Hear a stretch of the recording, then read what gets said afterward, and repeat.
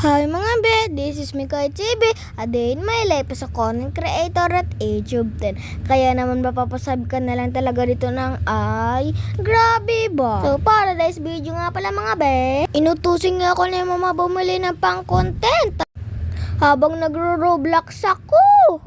Pero si kuya hindi inutusan, wala tayong magagawa, sige na nga.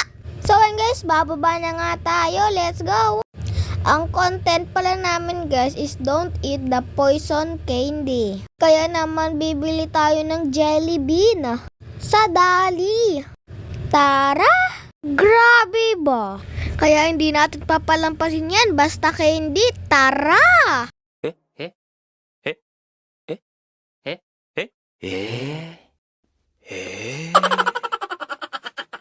Nakatawa pa nga. So tara na! Sobrang lapit lang pala guys ng Dali dito sa amin, as in harap lang ng bahay namin. Tignan nyo guys, ang blue building na yan, dyan ako nakatira. Be, hindi yan sa amin, nagre-rent lang kami. O siya, balik tayo sa bibilhin natin. Uunahin ko pala guys, bumili ng yelo.